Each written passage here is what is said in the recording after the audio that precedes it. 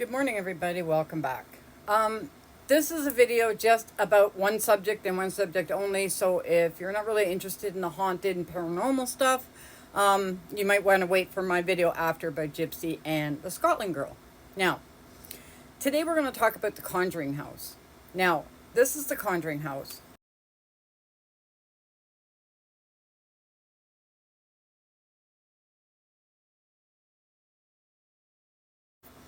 It's up for sale. The owner, the original owner of this house, kind of went delulu.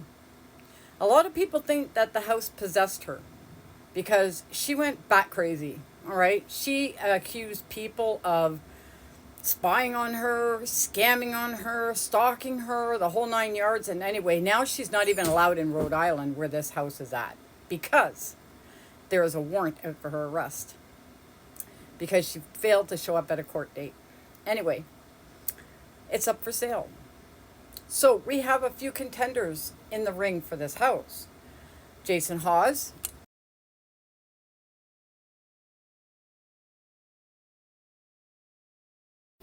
the guy from Ghost Hunters. He had gotten a call from one of the Perrin girls, which were the original people that lived in that house when they were small. And the paranormal stuff went crazy when they were living in there. She has stories coming out the a-hole. If you want to look them up, look them up. The last name is Perrin, Perron. And yeah, you can find out a lot about them. But she called Jason Hawes specifically to try to get this house. She thinks he is the only one that should buy it, should save it, will respect it as a house of history, not just paranormal. It's also a historical house. So we have him. We have these guys.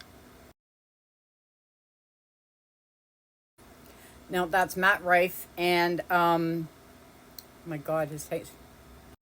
Elton. Sorry, I don't know why I couldn't get up with that name. Matt Rife and Elton. Elton is a paranormal researcher on YouTube. He has a big following, and Matt Rife is a comedian, but also is interested in the paranormal and goes on things with Elton a lot of the times. They bought the Ed and Lorraine Warren house with the museum. Now, they didn't get the contents of the museum. They are just caretakers of the contents for now. They got 5 years to be caretakers of these haunted artifacts, including the Annabelle doll. So right now, they're having kind of a hard time setting things up there as the museum and the house is set in a residential neighborhood, so it's hard to get people to come in to see the museum walkthrough, because there's parking problems and everything. So they're thinking about moving the museum now, just the contents of the museum, somewhere else where people can go and look at them freely without worrying about parking or worrying about citations, whatever. So we'll update when that happens. But for now, they are thinking about buying the Conjuring House too. But now with Andrea Perron's speech about Jason Hawes getting this house, she kind of singled out a few content creators as they will just use it for profit. And these guys were in there. They didn't like that she called them out like that, because they don't think that they're just in it for profit. If you buy a property like this, you have to have some kind of profit in order to keep the house running. So in a way, that wasn't fair that she singled them out like that, because I think these guys really do respect the property that they do have with the museum, the Annabelle doll. They respect all that. And so for her saying that they wouldn't respect the Conjuring House was a little low, in my opinion. But they are still in the running, even though they know that Jason Hawes was called out by Andrea Perron. Okay? Now, next I have C.J. Faison. Now, C.J. Faison owns already a couple of properties, haunted properties. There's 2 farms that he owns, and he rents them out for investigations. Now, the properties that he owns are kind of a little worse for wear. One of them was, I watched him buy this property and I watched him clean it out. Okay, this place was to the rafters with garbage. Just garbage everywhere in that house. Everywhere. Downstairs, upstairs, the attic, everywhere is just garbage. He had to literally bring in a bin and try to empty this house. Him and a bunch of his friends emptied that house. They cleaned out the house, but they didn't exactly fix it up or anything. They just made sure that it was suitable for investigations and stuff like that. Yes, he does go back crazy sometimes and throws a couple of chairs around or whatever. But if you saw the inside of this farm, you would see that it's really no big deal anyway, because it's not really, it's not like the other place, not like Conjuring House, not like the Axe Murder houses where people have set it up to look like old days and stuff like that. He didn't do that. He just left it to the bare bones, and you go in and you do your investigation. But he's interested in buying the Conjuring House as well.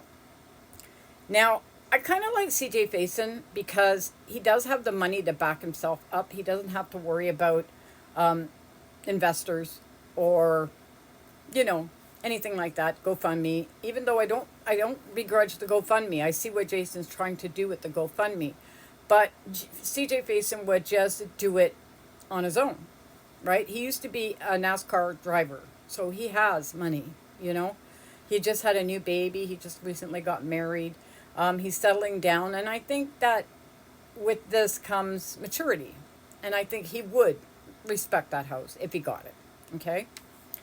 Now, I got a picture of one of the farms that he has.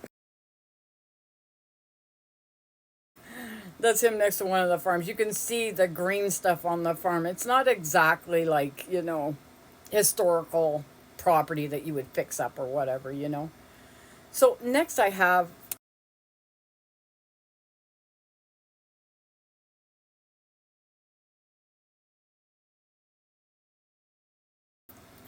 the paranormal twins, twin paranormal. Okay, we got Ryan and River and Wyatt. And they have over 1 million followers on YouTube. They are very good investigators, in my opinion. I find them very respectful in their work. A lot of people think they fake stuff, and I think every paranormal investigator fakes a little bit because they need content. They need to show you something. That's what you are watching it for. You're not sitting there watching for 40 minutes to see if a ball moves. You know what I mean? So the way they put everything together is very respectful. I like the way they work. Okay? If they were in the running, I wouldn't be surprised. But I haven't heard anything yet. I would love for them to be in the running because I think them having a stable place to investigate and for others to investigate would be huge for these guys. A lot like Sam and Kobe when they bought a school, a haunted school, and they're fixing it up for people to go through as well. Now, I think Twin Paranormal would benefit from something like that. Now, are they ready for something as big as a Conjuring House? I don't know. Maybe they should start off with something smaller and see, maybe work themselves up to a big historical one later. I don't know yet. But I'm just kind of hoping they put their hat in the ring, Now, apparently there was supposed to be online auction, not online auction. There's supposed to be an in-person auction on the grounds of the Conjuring House on Halloween night. People were going to dress up in costumes. They were all going to come and do the auction. Now, nobody would be allowed in the house. You'd have to come with $25,000 ready to hand over after you win your auction. Then you have 3 days to pay the rest. Now, this house is going for $1.2 million. At least that's what the last owner paid for it. So it probably would be higher with an auction. You know what I mean? There's a lot of people that want this house. So, we're just going to have to wait and see. I'm kind of disappointed they don't have the auction on Halloween night. I thought that would have been huge. They would have been through the roof with viewers if they did something like that. I'm telling you, because this is what people like. Now, because I am doing the Conjuring House, I have my sage, my feather, my abalone shell, because I don't like having the picture of it on my phone. Now, I'm not superstitious or anything like that. It's not the house so much as it is the doll with Elton and Matt that I don't like having on my phone. I'm going to erase it as soon as I'm finished this. I'm going to smudge my phone. I'm going to smudge my area just to make sure, because you can never be too careful. All right, guys, thanks for watching this video, and my thoughts and opinions are always in this video, and I appreciate every one of you. Please like and subscribe. We'll have more of these to come. Bye.